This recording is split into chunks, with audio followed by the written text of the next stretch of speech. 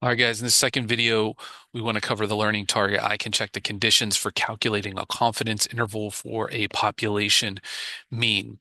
So, as we've been doing before in checking the conditions, it's similar in that you have a random 10% in a normal or large sample condition. But since we're dealing with means and not proportions, there's a little bit of a distinction here. So the random is the same.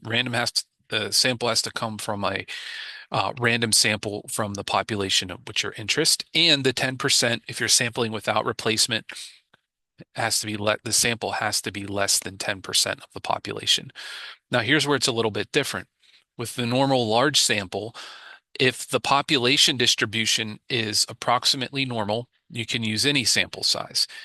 If the sample size is large, meaning greater than or equal to 30, you can also um, check the normal large sample condition. If the population distribution has an unknown shape and the sample size is less than 30, then if you graph the sample data and it shows no strong skewness or outliers, then you can use um, the procedures here, and the normal large sample condition will be checked. So here we're going to run through an example where we're going to check to see if the conditions for calculating a confidence interval for the population mean mu are met in either setting. So part A, when getting engaged, some people choose to buy a ring for their partner. How much do people spend on engagement rings on average? To find out, the New York Times and Morning Consult surveyed random sample of 1640 US adults who bought an engagement ring.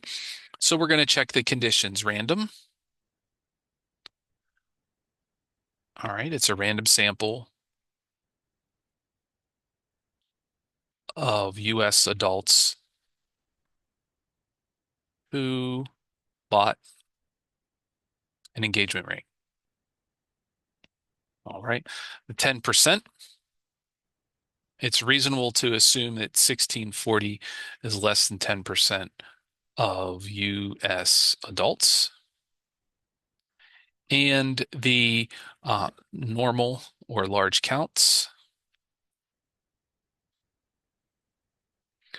So we have a situation where n equals 1640, which is definitely greater than or equal to 30.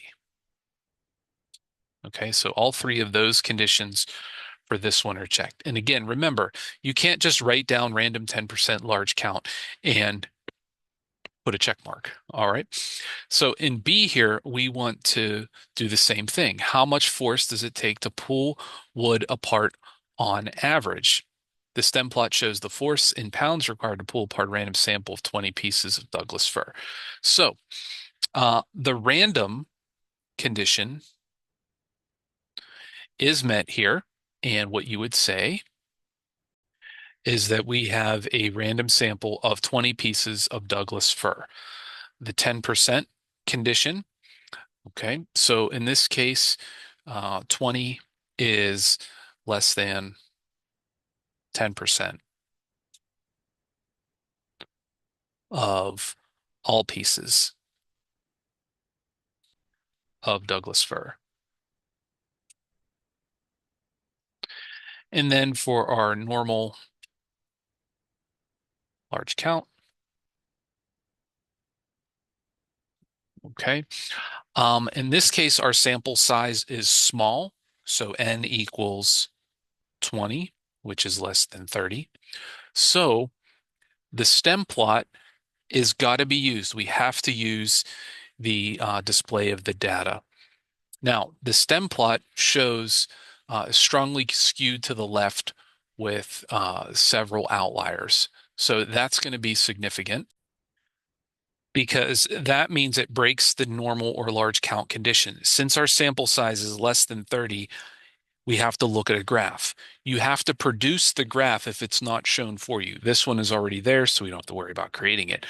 But you can see that this graph is strongly skewed to the left with a few outliers or possible outliers. So it does not pass the normal large count condition. All right.